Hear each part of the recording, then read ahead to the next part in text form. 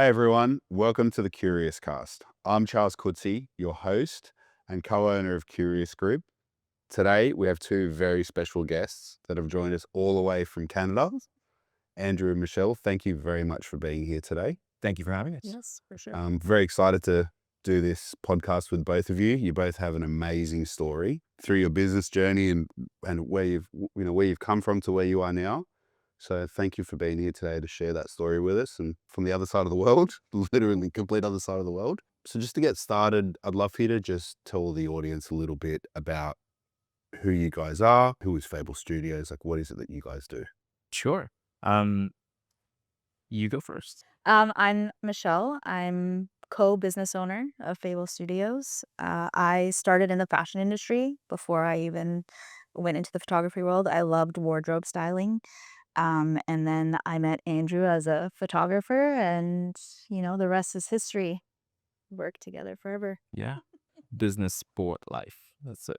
I'm Andrew. It's a pleasure to be here. I am the co-owner of Fable Studios.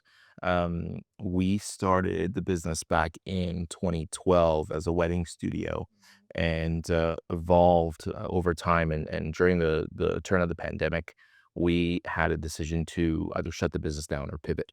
So we made a conscious effort to use the opportunity to pivot into being a niche specialist in the fine art boudoir space. So Fable Studios is now a more so of an empowerment company, more so than a Yeah. photography studio. And we'll get into this a little bit later on through the conversation as far as the pivot and what it is that your mission is that you guys do, because I know how important it is to both of you. And I've seen firsthand the stories of the women and the people that have been through Fable Studios and what it's done for them and their own personal journeys. But it wasn't always that way, obviously. And Cool. your journey, probably more than most, had a very rocky start, I guess, when in the early days when we met. So if you don't mind, I'd love you to share a little bit about that journey, and where that rock and the hard place was that you were when it all started. Yeah. The rock for us was really just kind of struggling as a business in the wedding industry. Hmm. And then, very feast or famine and, just go, go, go, go, go. And not only was it, monstrous from a business perspective, chasing new clients, new clients, new clients, building relationships with new planners, new decor people, new venues, and it's just a vicious cycle of networking to stay alive. But on top of that, then getting the bride, and getting the couple booked in. So that was in itself a crazy world, and anybody that's in the wedding industry knows how intense it can be.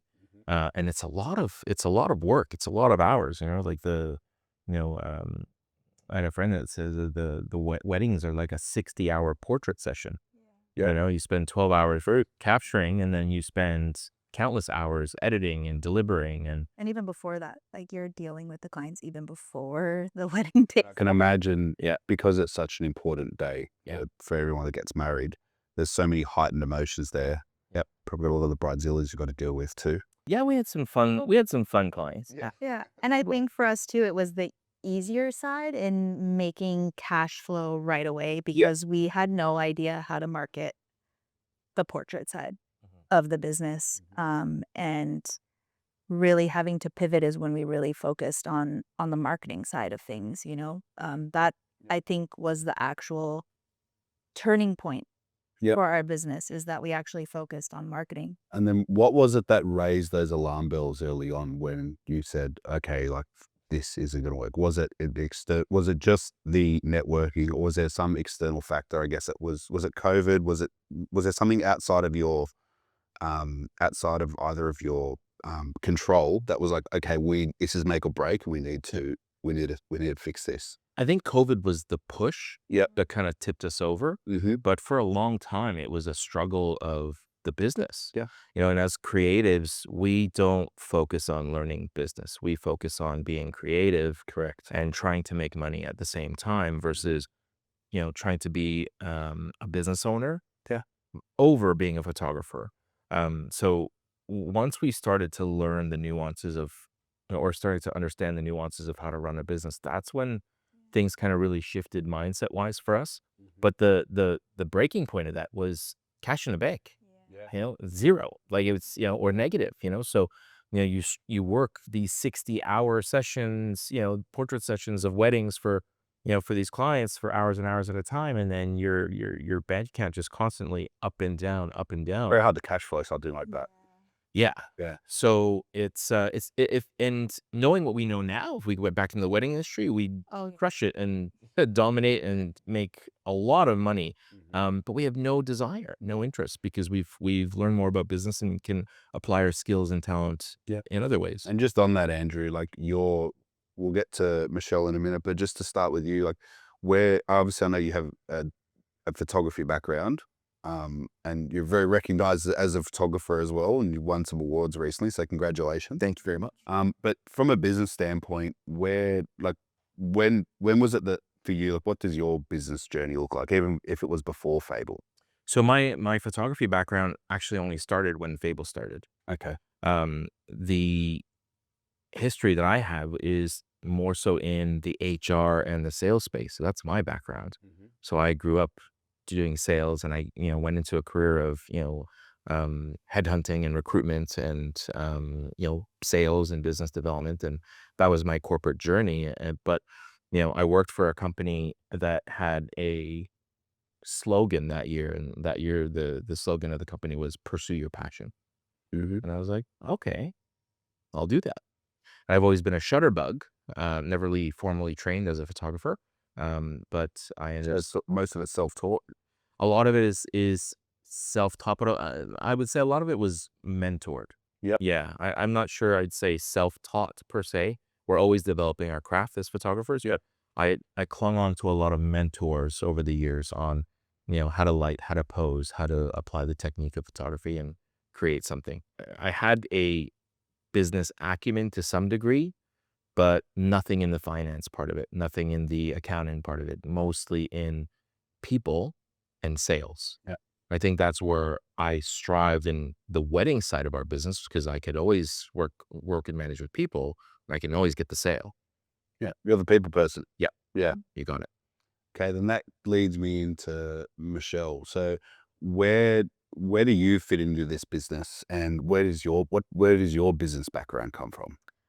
So I'm a little bit creative in the fashion industry, but I wanted to pivot in to the business side Yep. of fashion. So that's actually what I went to school for. I have my bachelor's in business for fashion communications. And when we met, I think that's why he was like, "Oh, come and join me," because I had a little bit more of the business side, going traditionally to school and learning that side, but not really practical part of it. So that's why we were learning along the way, because I was taking from what I was learning in school and trying to rein the creative in. Still trying, Yeah. still constantly trying and battling to Yeah. but yeah. I guess that's the beauty of having a business partner, especially when you both come from different backgrounds. Yes, you're both creatives in your own unique ways, but when you've got someone who's more so the creative and a bit of the salesperson, then you've got someone who has that business acumen. You put those two together, leaning on each other's strengths really does create a really good foundation for a good business. So, You hit it on the head. Yeah. Where I am weak, she is strong, and vice versa. yeah, And it's our skills and talents not only complement each other, they help us grow. yeah. Well, they have to. If you can't lean on the other person's strengths as they can lean on yours, and you both try and do the exact same thing in the business, it's not going to work. So it really does take having that, I guess, yin and yang of the two very different types of people to work together to make it work as a whole. As far as your journey, Michelle, like what did that look like coming into the business? Like, was it just him harassing you until you said yes, or was it? No, actually, so I started as an intern. I needed an internship for my program over the summer. And his wife actually worked at the school that I uh, was going to. So I saw his post because she posted in the like job board. And I was like, okay, I'll check this out. I need my hours, so I'll just go and do it. And it was outside of the city too, so I was hesitant because, like, as a Toronto girl, you don't want to really like go outside the city. You don't want to go to the suburbs when you're a Toronto person. Yeah, and when I actually drove up, I was like, "Oh, this is a little sketchy because it was like an industrial building, and I was like, "I don't know if I'm gonna live today." We have to start somewhere. That's like, I've heard Canada's pretty safe. Retrospectively, everywhere is a little safe until, but, yeah, it worked out, like, so I did my hours there. I was 3 months, internshipping, and, he was like, "Don't leave," and I was like, "Okay, I can come when I'm, like, finishing off because I just had a semester left, after that, and then I believed in what he was trying to build, Yep. so that's why I stayed because I did believe in what we were going to create, Mhm. and, we've been growing ever since, then, so it's not like I wanted to leave, he was just like, "Hey." And Please. and and then on that, Andrew, when and Michelle, when did you feel that the business had the legs to go the distance? Was it the business was growing and then Michelle's come along and you're like, okay, this is the right person to help me go to the next level. I've got a bit of traction happening, or did it happen after Michelle came on board? The vision and the dream was always there. Yeah. The clarity as to what it was gonna be wasn't. Um, when And I always we kept growing. Yeah. So, it's not like we were stagnant and like, "What are we gonna do next?" Our 2 minds together just kept growing the business. We started off, $500,000 and then $800,000, and, we're like, "Hey, if we can make this, like, we can do more," Yeah. and that just kept us And just to going. clarify, this was still doing weddings. Yeah. But when we first opened, we wanted to do everything. So it was weddings, but we had a studio. We wanted to rent out the studio. We wanted to do family shoots. We wanted to do, Mhm. but as you have bills and expenses, Yeah. you are like, okay, I can get cash with weddings. So we like focused on the wedding side of it because that was what was And that's what, keeping us alive. and then that's obviously what grew. Yeah. But it really does show, like, when you really hone in on what it is that you do well, things work out. When you're trying to be in every place all at once, it doesn't necessarily work. And this is kind of where it leads me to my next question is, like, Fable now, like, if you were to put Fable in your own words, because obviously you guys do something very niche, and I guess for an Australian audience as well, they might not have even heard of a boudoir studio. So, and you guys are a lot more than that, both of you. And I've seen, I know the mission, and I've seen how invested emotionally and you guys both are in the business to really empowering everyone that walks through the door. So, like, in your own words, what is Fable? the boudoir industry as a whole boudoir is typically synonymous with sexy photos of women in lingerie. And Fable, and along with a lot of other studios out there now, are trying to redefine that genre and repackage it or redefine it into more of an experience. And that's at least for us is what Fable is. It's an experience. The artwork that we create is meant to be a tool for women. So whenever they need an injection of self-confidence, self-esteem, positive mental health, the artwork and the experience that we've created with them is a reminder and a tool for them to experience that over and over and rejuvenate that within themselves over and over whenever they need it for the rest of their lives. Mm-hmm. And it's so incredible to see your work as an artist affect and change someone's life for the better. And, we started off with a mission of, let's change the lives of 1,000 women. Yep. And then that grew to 1,500 women and then 2,000 women every single year. And what we realized was we weren't just affecting the lives of 1,000 women or 1,500 women or 2,000 women. We were creating a bit of a ripple effect. And almost, if you can think about like the theory of like a pebble in water, you drop that little pebble in water and it creates such a ripple effect. Every time we affected one person in a positive way, it affected everybody else in their circle. And that was a really cool feeling. So the 1,000 women that we would serve in that one year, or the 2,000 we would serve in the next year, we were reaching 10,000, 20,000, 50,000 women just through the positive influence that we've had on other people and how that influenced their circle. And that is such an incredible feeling to know that you've changed someone's life Yeah. for the better at that level. Nothing is more rewarding than knowing how much you can impact somebody in their lives, but the people in their circle. That's amazing. And that's why we decided to just focus on that because it was the most rewarding for us and everyone in the studio. Because those women that come in after they've done a session and they tell you like how much better they're feeling. Like my favorite story is a woman who is an empty nester and she's like, I lost myself. I don't know who I am. I was a mom, I was a wife, and I don't know what to do. And she went through the experience and then she came in and she's like, guys, I joined a softball team and I have so many friends. And she was like showing her bruises from the softball. And she was just like, you guys opened a whole new world for me. Because she's like, I never would have taken that chance to go and, go join a softball team and get friends because I just thought, who am I? I'm no longer a mom, to raise the kids. But she's like, I'm actually a person. I can go have fun. And just on that, like I know as comforting and as welcoming as you and your team is when a client walks into the studio, it still is a very daunting thing. Like you're getting half naked in front of strangers. Yep. Yeah. And it's not so much about, wearing lingerie or, for us, like the boudoir industry is typically, sexy photos of women in lingerie. Yeah. For us, it's not about what you're wearing. It's about how comfortable you feel in your own skin. And I've seen that in your artwork that you've created, and some of the ones you've won awards for. They don't necessarily fit the typical Yep. boudoir category. Yep. It's more of just a really beautiful piece of artwork. It's not. Yeah.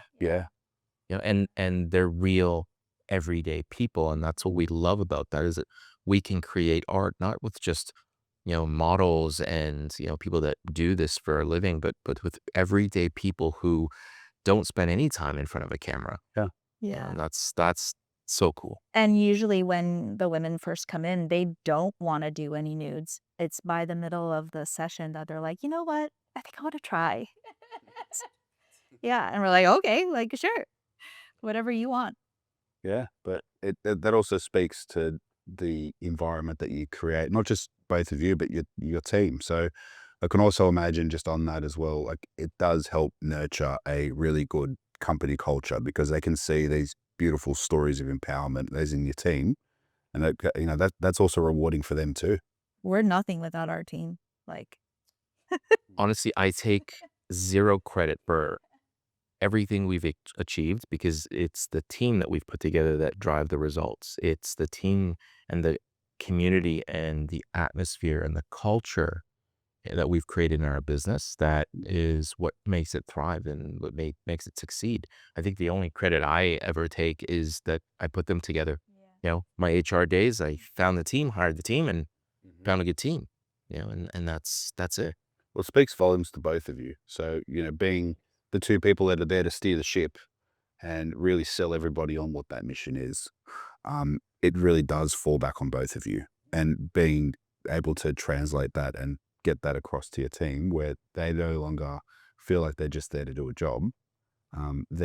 They're also part of the team. And we see that, like, for those that don't know, like we've been working with you guys for a long time, and not just with yourselves, but also with your team. And we see how involved they are in the day to day and how much effort and time they put into it.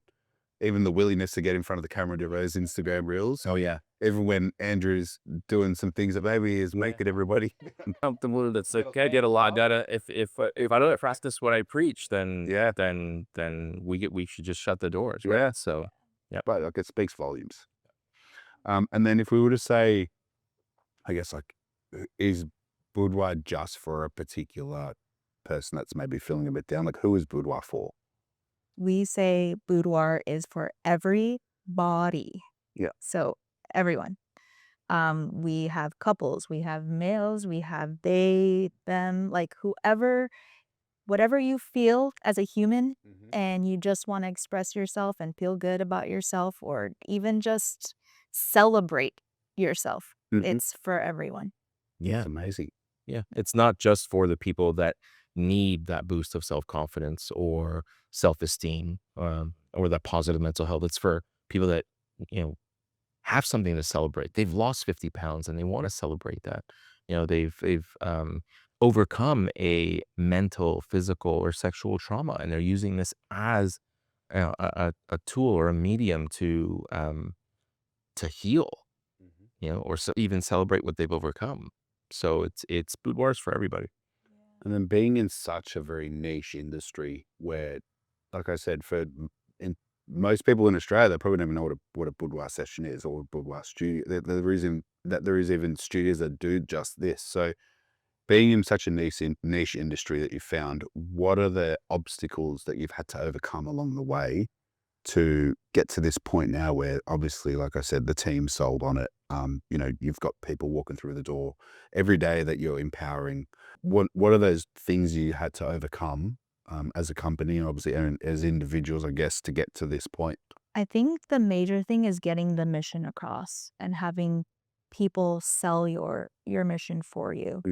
Hmm. Like at the beginning, we get a lot of referrals from clients because of how we made them feel. They tell everyone else, they're like, guys, this is amazing. That helped overcome everyone's nervous before coming in, or they, Of course. like Andrew says, it's trust or timing. And that's the hurdle. We just want to make people trust us and, tell them that the time is now. And we do that with like you guys on the social media team. Like we need to get that story across so that people can always see it. Yeah, I wouldn't maybe say that other people sell it for us, but they advocate for it. Yeah. My friend Sean says if you say it, it's rumor. If they say it, it's gospel. So getting our clients to champion the I'm message. gonna steal that one, by the way. Yeah, I stole it from my friend Sean. That's why I quote it all the time. Thanks, Sean. Yeah, I stole it. That's why I credit him all the time with it. But it just rang so true to me.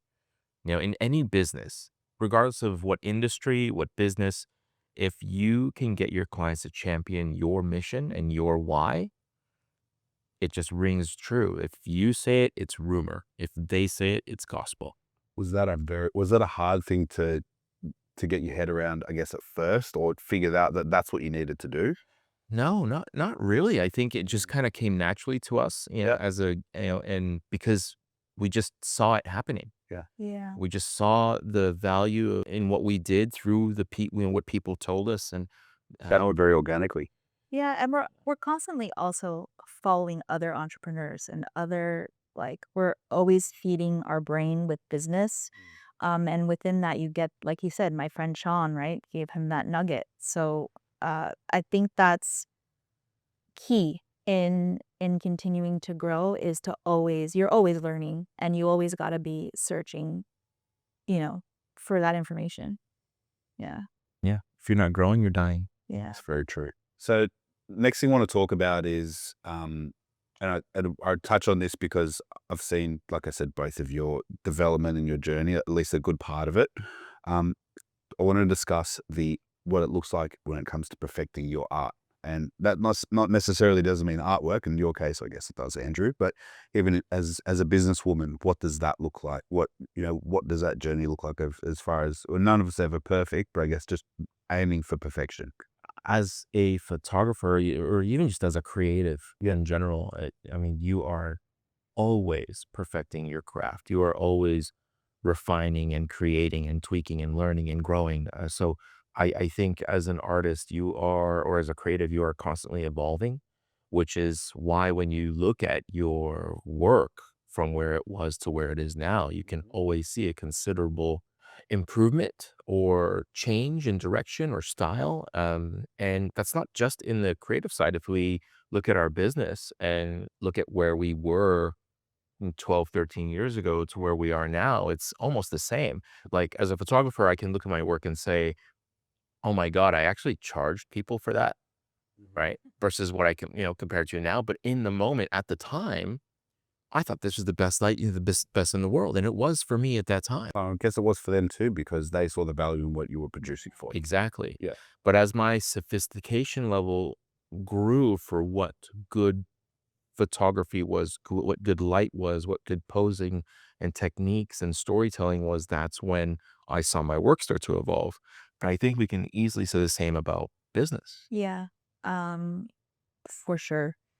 You know, just like organizing your own business into systems and processes, Yeah. that takes your business. But I can imagine also, even as as you guys have grown, Michelle, like that, those systems and processes have also evolved as well. So Oh, probably very similar to Andrew's artwork. You probably looked at the whole systems and processes, gone, fuck, what was I yeah. thinking? Yeah. Call that a system? Yeah. That's not even Why am I using 5 different programs Yeah. to do one thing? Yeah. Yeah. Yeah, for sure. Yeah, so that's really, really insightful. So just on boudoir, we obviously spoke a lot about what you guys love about boudoir. If there's one thing you could change, what would it be? If I could change anything in the boudoir business or the boudoir industry, But also from an industry standpoint, you guys are very entrenched in the industry. Obviously, you know a lot of other studios, and you've won some accolades, I guess, as well for your work. So, like, if there was one thing you could change as a whole, what do you like? One thing that really kind of stands out to you. the one thing that we strive to change on a daily basis is shattering that mirror of body dysmorphia, with our clients, um, and changing the mindset of what other artists do in the boudoir space and how they can recognize their opportunity to serve the people in their community at a higher level by approaching the work that they do as an experience, as a transformation versus pretty pictures. And then if you had to say from like, I guess, a bit more business side standpoint, like where would you say, is there like a particular thing in the industry that kind of stands out, maybe like as far as like good practices from like just as a whole, or just something that stands out that you're like, I would like to see that, I guess, as a whole change? I know from a creative standpoint, Yeah. and for all the creatives out there that are working in their business, whether you're thriving or struggling, my advice to you is to focus less on being a creative, because you are a good creative as you are right now. You don't have to worry about the new lights, the new techniques, the new poses, the new, expressions. You need to focus on your business. And if you can be a photographer or a great, a great creator, or even a creative that is more business minded, Mm-hmm. you will have a more fruitful enjoyment of the work that you do, because it's making you money. It's paying your bills. It is serving you, you know, at a deeper level, because you're able to focus on the love of what you do, because you focused on the stuff that wasn't so sexy, that wasn't so attractive. Our business coach says, boring is best, Yeah. do the boring stuff. Yeah. And then my creative coach says, do the stuff that you have to do so you can do the stuff that you want to do. Yeah. The advice isn't really that far apart, is it? No. No, it's definitely just framed in a different way. Yeah. Yeah. Mhm. Yeah. But that's the best advice I can give to somebody in business as a creative, is to just take a second to focus on your business, because it's life changing. It can be. And then just on that business focus. So there was this shift, and this is something I've been thinking about as you both explained your story, as far as like you guys have done this shift from trying to do everything to doing weddings to doing boudoir. So when you went from through those shifts, probably more so even the second shift, when you went from doing the wedding stuff, because you're like, okay, let's hone in on one thing and focus on it, and and it paid off, right? So and then obviously then you hit another wall, and it was like, okay, let's go into boudoir. So that shift or that period of change, was that just like a hard stop, or or did they kind of both for a while work in unison, or like or together at some point? They did work together Yeah. for a good point in time. I think we came together as business owners and just looked at everything, and we were like, hey, why don't we just do boudoir? It's the most rewarding. I think we can fill up our calendar with just doing boudoir, and, everyone was excited about doing boudoir. Not that it wasn't exciting to do family and pets, but it was just the better feel good for us. The mission was more there. So then we just decided, hey, we're just gonna do it. So that was the hard stop. But it wasn't, we had to come together to be like, what do we want to do? Like, what is the focus? And our business coaches too also were like gearing us in that direction to be like, you guys look at it, look at your business as a whole, and then make decisions, and see what's better. If I can give you a visual Mm-hmm. kind of example of this, we were doing pets, dogs, family, kids, boudoir, weddings, right? And through that whole spectrum, it's like, I got to focus on this, and I have to focus on this. Stretch pretty Then I thin. have to focus Yeah. on this, and this, and this, and this. And you're constantly going through this. So when you're that spread, your focus is all over the place. But once we started chopping one out and one down, instead of being left and right constantly, we started to kind of have this narrowing focus, and just finally specializing in a niche. And then once you focus on one thing, you can become a master of that thing. Correct. And as creatives, a lot of times the biggest challenge is, well, but I don't want to just be pigeonholed into one thing. I'm not saying you have to be, but if you can master one thing and get that running and sustaining and self-supporting and driving independently of you, then you can take the time to focus on the other things, Correct. right? But also know that cross-promoting or expanding your business, I mean, especially in the photography world, if you focus on one thing, a lot of people say the riches are in the niches. The riches are in, I'd say, niche, but the idea behind it is that if you just focus on one thing and become a master of it, that's where you're gonna, make your most money. And a lot of coaches out there will advise against that. Well, no, you can have one client and do 7 things with them. And I don't disagree with that. But if we can work with them in their most vulnerable stage, if we can work with them and support them in, a genre of photography that is where they're at their most vulnerable, where they need the most support, where they're more exposed, not even just physically, but emotionally. Do you think I can go back to that client and say, hey, listen, you've trusted us with the most vulnerable part of photography in your life. Would you trust us to create a beautiful family portrait for you? It's an easy yes. Yeah. Right? Would you keep us in mind? Not that we want it, but would you keep us in mind when your daughter's ready to get married?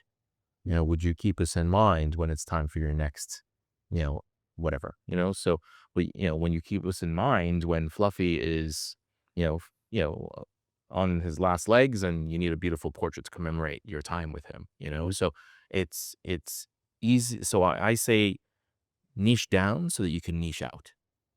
Okay. Yeah, that makes a lot of sense. Like if you see anyone really successful that's done really well in business, they've found that niche and they've really, really driven in on it. Like I said, over time, they kind of might start doing other things, but it's always that's their main focus. Yeah, I think the light bulb went on for that for us. The light Yep, bulb's went off. off. Was COVID, Yeah. because I remember turning to him and be like, "Can you imagine setting this all up while with weddings?" We were just like, "No," because like weddings paused, so it gave us time. Well, the whole world paused. Yeah, but like it gave us time to focus on the portrait side, Yeah. of the business, because I couldn't wrap my head around of thinking of getting portrait clients and also serving our wedding clients at the same time. The pandemic was something that affected everybody in a lot of different ways, a lot of bad ways, but there was some good that came out of it. And for us, it was a fresh start. It was an opportunity to look at something. What can I do with this extra time? It's also a big credit to both of you.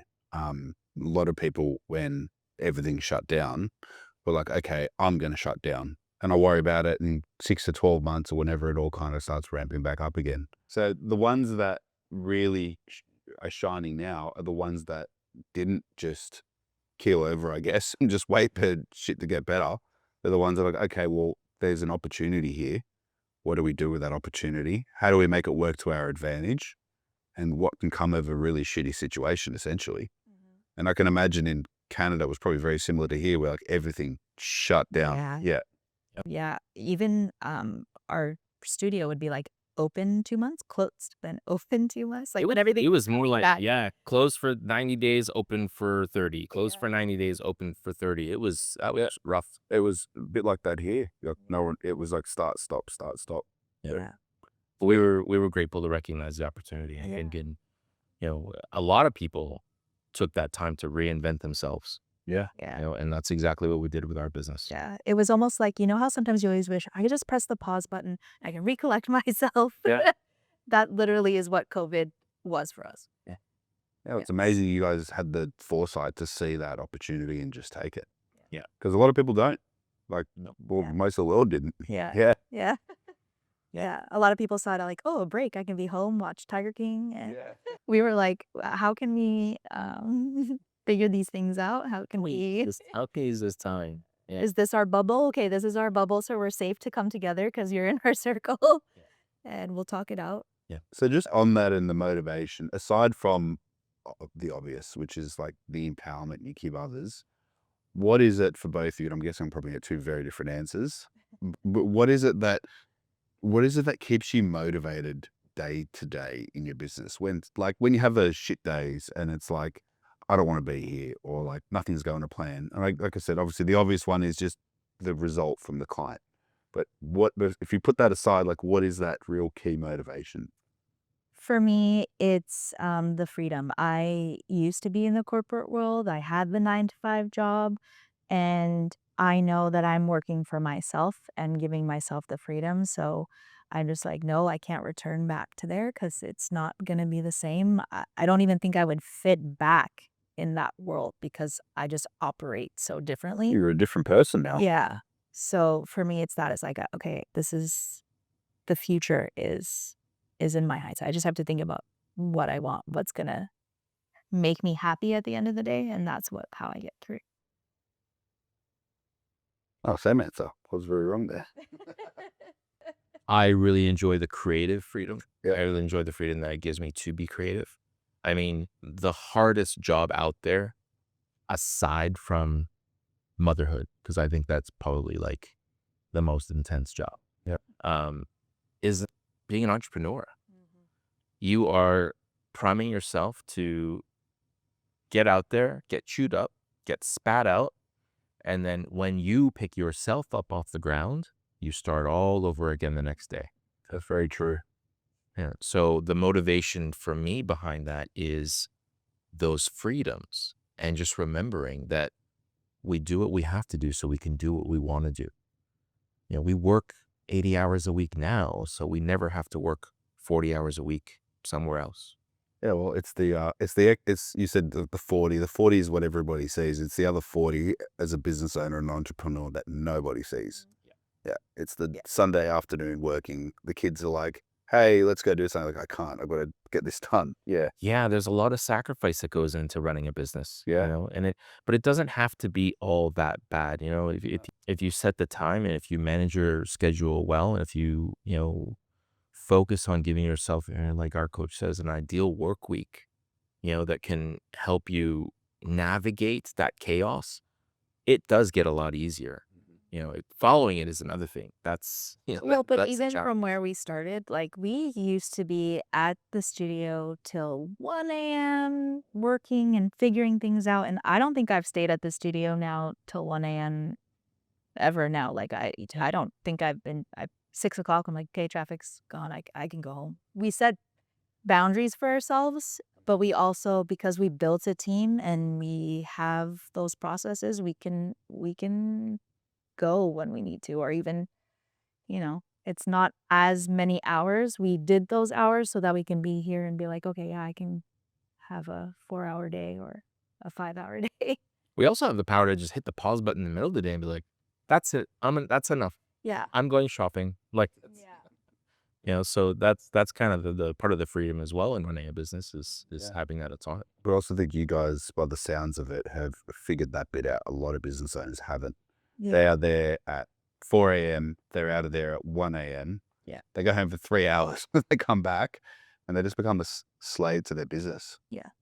I mean, your brain is always entrepreneur and you're always thinking about the business. Yeah, Even though I'm home, you're still thinking about the business. But you're not, it's what we say, we want to work on the business and not in the business. And that when you're working in the business is when you're doing 4 a.m. to like 1 a.m. And if there was one thing you'd want to say, like, I guess, give advice to someone else that is maybe starting out at a boudoir studio and they're kind of in the same place and they're working those long hours, like, what's one bit of advice you guys, and just from your personal experience in this, your journey, what would that be? Outsource. Yeah. Focus on what you're good at. Outsource the rest. Yeah. 100%. 100%. And if you can document, like this is the business side person talking, but if you can document what you do and how you do it well, you can easily hand that off to someone to take your place. Well, that really is your systems and processes. Yeah. And then just on the outsourcing bit, can you elaborate a bit on that? I don't know everything when it comes to business. Yeah. I'm not the best financial person. That's Michelle's strength. I focus on people and sales and the creative side. But I've learned to, where I'm weak, have other people that special. So basically, hire people that are smarter than you in the areas that you are weak in, and let them thrive and bask in the glory of what they love to do. I actually have really good advice for photographers, and it's going to be really hard for them. But just because you're a photographer doesn't mean you have to be the photographer in your business.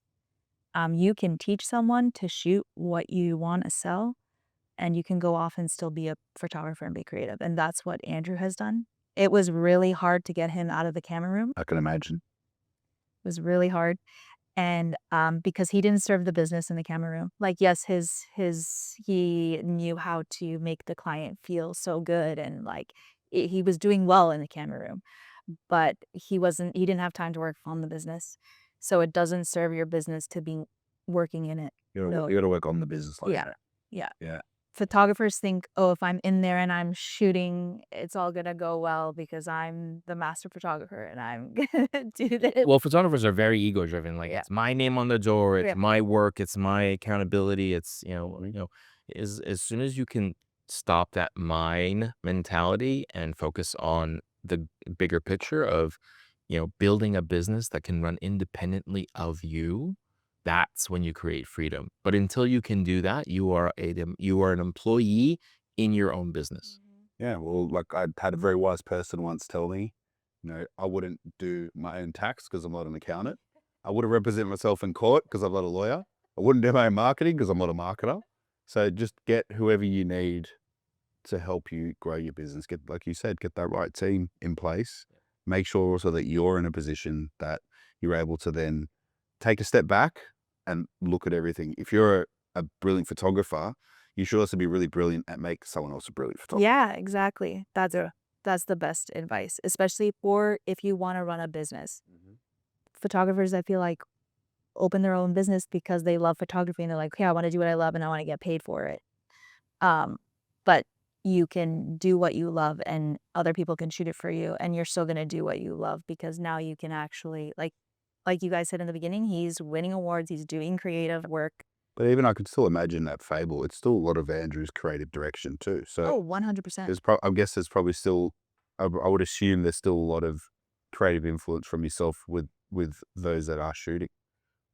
Pebble in water, right? I've dropped my creative influence Mm-hmm. and I'm letting the ripple effect go through the photographers that are there serving our clients. And it shows in their work. It does. Yeah. And there was a point where I looked at our Instagram and I was like, did I shoot that? And I'm like, no, you haven't been in the camera room. And I'm like, and that was actually kind of a really cool transition for me, because once I started looking at our feed and not knowing which work was mine and which wasn't, that was a cool kind of testament to, the processes and the procedures and how we can influence people even in our own studio.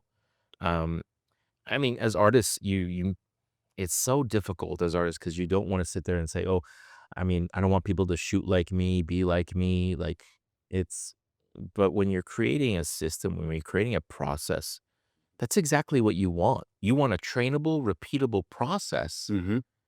that anybody can learn. And that's when you start maximizing and growing. And as owners, we don't want to do the boring stuff, but there are people out there that that's not boring. They love doing that. Yeah. And that's what they want to do. So let them, Everyone's different.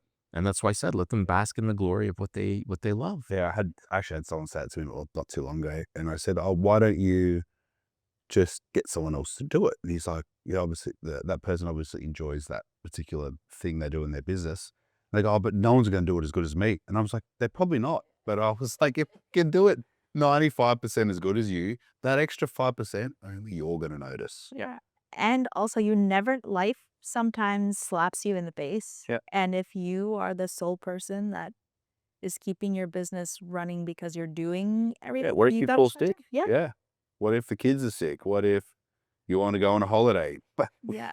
you don't have, like, the whole point of, I guess, being a business owner is you might have to make a lot of sacrifices, but it gives you a different set of freedoms. Yeah. But if you're not putting those systems in place, you're not going to be able to do those and reap the benefits of those extra freedoms that you probably wouldn't have otherwise. And because you're so spread thin, those things that you think you could do better than anybody else, you're actually not doing. So if anybody even did it half as well as you, that's 50% more than the zero that you're actually doing it. It's true. And, like you said, over time, they will get better at it and they'll learn how to do it like you, and they'll be pretty good. They'll be pretty close, if not eventually better. That's what I always say is, like, it's not how good the business is when you're there, it's how good it's when you're not there. Yeah. Yeah. If all falls to shit the second you walk out the door, you don't have a business. No. No. You have a trap. Yes. And Michelle, speaking about life, 2 years ago, I had stage 2 thyroid cancer. And that was a big blow. I never thought that would happen to me. I always thought I was Superman and all was good and well. And That's a big curveball life throws at you. it's a huge curveball, and having 2 young kids and a wife and, family and obligations and a mortgage, you really face your own mortality very, very quickly. I can imagine. Having a business that can run independently, like, thank God I had Michelle and a team. Yeah. And Because even then, he was still a little stubborn to be like, "Oh, I'll be out of the hospital in like."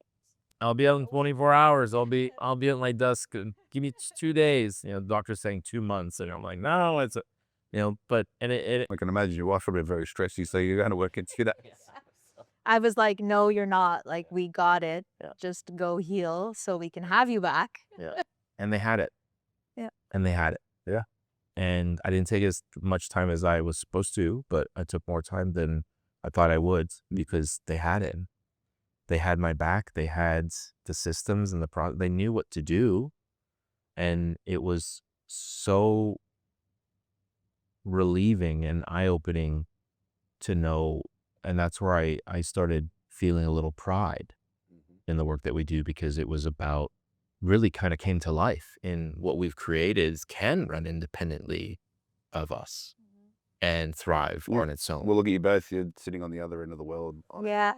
on a couch. You having conversation. Hello, everybody back home. So, We're in the future. We're coming to you 15 hours in the future. It's going to be sunny tomorrow. Enjoy. you've shared a lot of insight into your business, and you've probably shared a bit of personal stuff about your business that some people may not be comfortable sharing. So I thank you for that. I know my audience does, because I can guarantee you that there's something in what you've said, whether they're a portrait studio, a boudoir studio, or just do something else completely different, and they're just out there having a go at starting their own business and their own entrepreneurial journey. I'm sure that there's something in your story that they'd be able to take away, and they'd be able to use the lesson in their own business, and maybe avoid making one less mistake than the 1,000 they're already going to make, just to figure it out as they go. Learn from other people's mistakes. True. And Please, learn from mine. and learn from your own too. Yeah. So, that's what made you two both who you are today. It's what makes me who I am today. It's not all the good stuff that happens, it's all the fuck ups. Yeah. Yeah. So just to end on this, we do this with every guest we have on here. So for both of you, if you could give one piece of advice to your younger self, what would it be? I would say to have more confidence in yourself, because you actually can do the things that you think are scary and big. Like being an entrepreneur is the most scariest thing I think you can do. And I never saw myself being that. So I would say just believe in yourself and have a little more confidence. I would tell the younger version of myself Mm-hmm. to take better care of yourself, because when you are an entrepreneur, you don't have time in your mind. You don't have time to do the things like working out or eating well, or because you run such a crazy schedule, and if you don't take time to sharpen the saw, 7 habits of highly effective people, sharpen the saw. Mm-hmm. If you don't take time to stop and sharpen the saw once in a while, you're just going to keep chopping away at something or hacking away at something that's just going to take you forever, and you become less effective. You become less energized, The sword becomes blunt, doesn't it? and blunt hurts, Mm-hmm. so and going back in time, taking care of yourself backwards takes way more work and effort. And whether it's a cancer scare or, people with diabetes, or, life will creep up on you fast. Mm-hmm. So I would tell myself to take better care of yourself, listen to your mother, and from a business standpoint, Mum's always right. mom's always Send her that clip. don't. Yeah. Guys, can you make sure you cut that off and send it straight to Michelle? Yeah. I get it. Like, The business side, I would tell myself I'm a good enough photographer. Learn how to run the business. I wish I had done that years ago, before the world turned around, before we pivoted, before we started working with you guys. I would have loved to know my business a little bit better and find business coaches sooner than finding photography coaches. And I mean, if there's anything, if I could time travel and find myself, that's what I would want to get. If I had 3 seconds, if I could only say 3 words, it was like, your fat business. Yeah. so you'd probably be like, what the heck? My fat business. I'm gonna have a fat business. Yeah. Now, if you could give yourselves, your future selves, one bit of advice, what would it be from right now?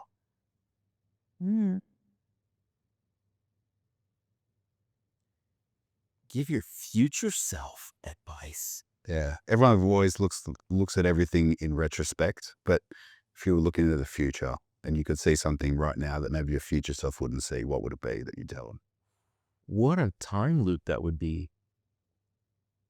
I'm just picturing going into the time machine, going into the future, finding myself and being like, hey, just so you know. And I would just turn around and slap myself and be like, I already know. Don't forget the past and continuously evolve.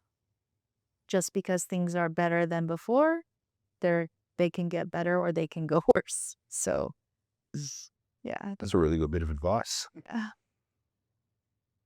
Just because you've made it doesn't mean you've got to where you were supposed to be. It's also a really good bit of advice. So thank you guys. Thank you both for sharing that. Just to end on, what's next for you guys? What's next for Fable Studios? Is there something big coming up? We've got some big plans coming into the back end of this year. I have so much, but I'm not going to say any of it because then my coach would kill me. Okay. That's the entrepreneur brain of me, is I'm always thinking about at the 10,000 foot level. Yeah. At the new ideas and the shiny objects and what my coach would call noise. And that's where Michelle comes in, because she will take that hot air balloon that I'm in and rope it back down. Put the noise canceling headphones on. Yes. Put the bows on and focus. Yeah. Sometimes maybe a soundproof roof. Yeah. The innovation for me is to get our house in order. Yeah. It's never, we're doing quite well. It's never perfect. There's always something you can improve. But to get our house in order, focus on profitability and using that profit to grow into new ventures in other areas. Mhm. Anything you want to add, Michelle? No, that's Perfect. perfect. Yeah. Yeah. Well, thank you both very much for being here today and taking some time out of your trip here. I know you've had a very tight schedule. So Been great. we really appreciate it. I know I do. And I enjoy talking with both of you. And thank you for even giving me some insight, some things that I didn't even know. Well, I mean, I'll tell you, man, it's an honor and a pleasure to be here. Yeah, and we've worked with you guys for years, and while it's been a great professional relationship, we consider you guys friends, and our business wouldn't be where it is today without the work that we do with you. Thank you. So it's a testament to. I mean, we had to fly halfway across the world to do something here, but if we had to do it just to sit down here and be with you, we would have done it in a heartbeat. Oh, next time I'm going to just call in that favor. No problem. We'll just send you the bill. That works. We'll do it in a heartbeat. We're not stupid. We're okay. Well, thank you both very much. Our pleasure, man. Yes, thank you. You're very welcome.